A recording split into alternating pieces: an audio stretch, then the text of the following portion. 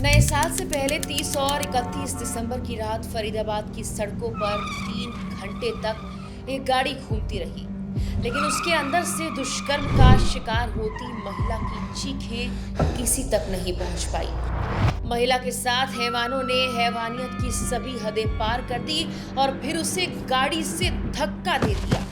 ये सब तब जब एक दिन पहले तक भी उन्नाव की रेप पीड़िता के दोषी के खिलाफ दिल्ली एनसीआर में जगह जगह प्रदर्शन हो रहे थे। तो अब भी किसी हैवान में खौफ क्यों नहीं है?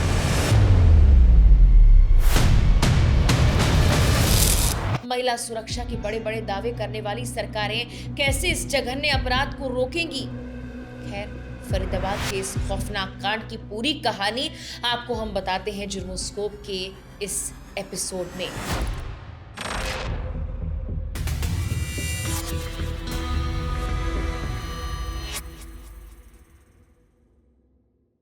हरियाणा पुलिस के अनुसार ये वारदात सोमवार 30 दिसंबर 2025 की रात की है, यानी नए साल से पहले शाम करीब 7:30 बजे का वक्त था। पीड़ित महिला का अपनी मां से किसी घरेलू बात को लेकर मनमुटाव हुआ। महिला पिछले कुछ वक्त से अपने वैवाहिक जीवन में तनाव के चलते अपने मायके में ही रह रही थी। रात करीब 8:30 बजे उसने अपनी बहन को फोन किया और बताया कि वो अपनी एक सहेली के घर जा रही है। इसके बाद वो सेक्टर 23 स्थित अपनी सहेली के घर पहुंच गई। रात करीब 11:45 से 12 बजे के बीच जब वो सहेली के घर से निकलकर वापस लौटने के लिए सड़क किनारे वाहन का इंतजार कर रही थी, तब ये कार उसके पास आकर रुकी। कार में 2 युवक सवार थे। महिला को अकेला देखकर उन्होंने मदद की पेशकश की और कहा कि वो उसे गंतव्य तक छोड़ देंगे। रात का वक्त था, आसपास कोई सार्वजनिक साधन उपलब्ध नहीं था। हालात और मजबूरी में महिला ने उनकी बातों पर भरोसा कर लिया और कार में बैठ गई। यहीं से उस रात की कहानी ने खौफनाक मोड़ लिया। महिला के कार में बैठते ही आरोपियों की नीयत बदल गई। उन्होंने गाड़ी को उसके घर की ओर ले जाने की बजाय गुरुग्राम रोड की तरफ मोड़ दिया।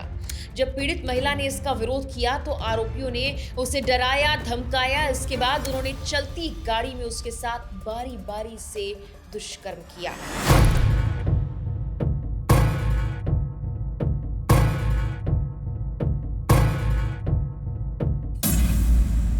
पुलिस के अनुसार आरोपी पूरी रात महिला को फरीदाबाद और गुरुग्राम की सड़कों पर इधर-उधर घुमाते रहे और लगातार हैवानियत को अंजाम देते रहे। यह सिलसिला कई घंटों तक चलता रहा, जिसके बाद पीड़िता किसी तरह से आरोपियों के चंगुल से बाहर आ पाई। मामला बेहद गंभीर है, पुलिस जांच कर रही है। रिपोर्ट्स ये भी कहती है कि मंगलवार तड़के 3 बजे का वक्त था जब आरोपियों ने क्रूरता की सारी हदें पार कर दी और फरीदाबाद के राजा चौक के पास चलती गाड़ी से महिला को सड़क पर फेंक दिया। तेज रफ्तार में गिरी महिला के सिर और शरीर पर कई हिस्सों में गंभीर चोटें आईं। खून से लथपथ हालत में वो काफी देर तक सड़क किनारे पड़ी रही। अंधेरी सड़क, सन्नाटा, दर्द और चारों ओर सिर्फ बेबसी थी। कुछ वक्त बाद जब उसे हल्का होश आया तो उसने आखिरी हिम्मत जुटाई। कांपते हाथों से अपनी बहन को फोन किया और पूरी आप बीती बताई। सूचना मिलते ही बहन मौके पर आई। घायल अवस्था में महिला को तुरंत अस्पताल पहुंचाया गया। इसके बाद इस खौफनाक वारदात की जानकारी पुलिस तक पहुंची और जांच शुरू हुई। फिलहाल पीड़िता की हालत गंभीर बनी हुई है, उसका इलाज जारी है। पीड़िता की बहन की शिकायत के आधार पर पुलिस ने मामला दर्ज कर तुरंत आरोपियों की तलाश शुरू की। पुलिस के बयान के मुताबिक जांच के दौरान आरोपियों की पहचान करी गई। एक सीसीटीवी फुटेज सामने आया, जिसके बाद दोनों की गिरफ्तारी हुई। इस मामले को लेकर डॉक्टर का बयान भी सामने आया है। उन्होंने बताया कि पीड़िता किस वक्त उनके पास लाई गई थी और उसकी क्या हालत थी। Amit Prayag super speciality hospital Faridabad से। डॉक्टर, जो महिला संग मामला है, किस हालत में आए थे, कैसी कुछ हालत? 26 वर्ष की महिला 30 तारीख को लगभग सुबह 5:30 बजे के आसपास हमारे पास महिला आई। महिला को काफ़ी ज़्यादा चोटें थी और महिला का इलाज किया जा रहा है और पहले से काफ़ी ज़्यादा सुधार है। तो क्या कुछ बता रहे हैं, किस जैसे चोटें आई हैं, कैसे आई है, कैसे? देखिए, महिला के दाहिने शोल्डर में फ्रैक्चर आया है। आँख के आसपास की हड्डियाँ टूटी हुई हैं। उसके सूचर्स लगे हैं। काफ़ी ज़्यादा ओपन वुंड थे, इलाज किया जा रहा है, सर्जरी का प्लान किया जा रहा है उसका। आगे जैसे ही औरतों की टीम हमारी सर्जरी की फिटनेस देती है तो हम सर्जरी करने के तो लिए कैसी हालत होता है कल से काफ़ी ज़्यादा बेहतर है। कल से? चाहते कितने आए हैं महिला के कुछ? लगभग 15-20 के आसपास। तो क्या कुछ कार्रवाई अभी की जा रही है? जो भी लीगली कार्रवाई होती है हॉस्पिटल की तरफ से वो हमने कार्रवाई कर दी है, जैसे लाइक दिस एमएलसी और फॉरेंसिक टीम के लिए हमने जो भी उसके क्लॉथ्स और सैंपल्स जो भी भेजना होता है वो हमने भेज दिया है। परिवार से बातचीत हुई है, क्या कहते हैं? परिवार वालों का कहना यही है कि मरीज़ का किसी तरीके से इलाज हो जाए और मरीज़ ठीक हो जाए, और वो अपने इंसाफ की मांग कर रही है। पुलिस ने कहा गिरफ्तार किए गए दोनों आरोपी मूल रूप से यूपी और एमपी के रहने वाले हैं, लेकिन वो वर्तमान में फरीदाबाद में रह रहे थे। उनकी लोकेशन ट्रेस करने के बाद पुलिस ने बुधवार को दोनों को अरेस्ट कर लिया है। कल 30 दिसंबर को थाना कोतवाली में एक दुष्कर्म का मामला सामने आया था, जिस पर पुलिस द्वारा त्वरित कार्रवाई करते हुए दुष्कर्म की धारा के अंतर्गत मामला दर्ज किया।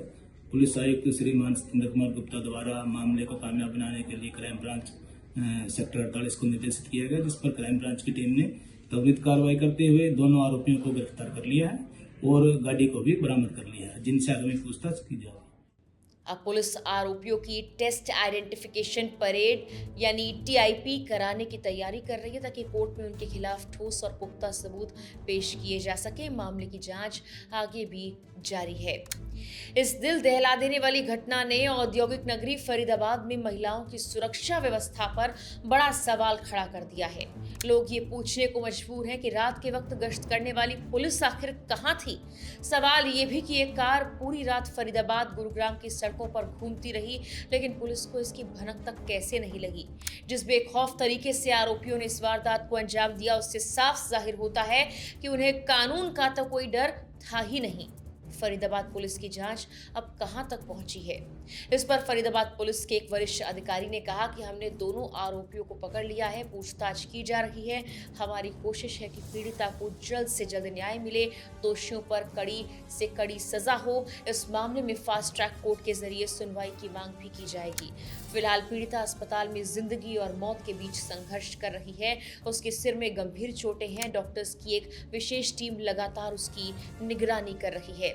इस घटना को लेकर शहर के सामाजिक संगठनों में भारी आक्रोश है। उन्होंने इस वारदात की कड़ी निंदा करते हुए कहा कि ऐसे दरिंदों को समाज में रहने का कोई अधिकार नहीं। लोगों को उस भयावह रात की भी याद आ रही है जब इसी ठंड में एक नर्सिंग छात्रा के साथ गैंगरेप किया गया था। उस मामले में भी फरीदाबाद गुरुग्राम रोड पर एक आरोपी गाड़ी चलाता रहा और दूसरा पीड़िता के साथ दुष्कर्म करता रहा। विरोध करने पर पीड़िता के साथ मारपीट की गई। तब तड़के करीब 3 बजे उसे चलती वैन से सड़क पर फेंक दिया गया था। 2 अलग अलग घटनाएं, लेकिन तरीका एक जैसा। और सवाल वही, क्या फरीदाबाद की रातें महिलाओं के लिए आज भी सुरक्षित नहीं है? बेटियों को आखिर इंसाफ कब मिलेगा? जुर्मोस्कोप के इस एपिसोड में फिलहाल के लिए इतना ही।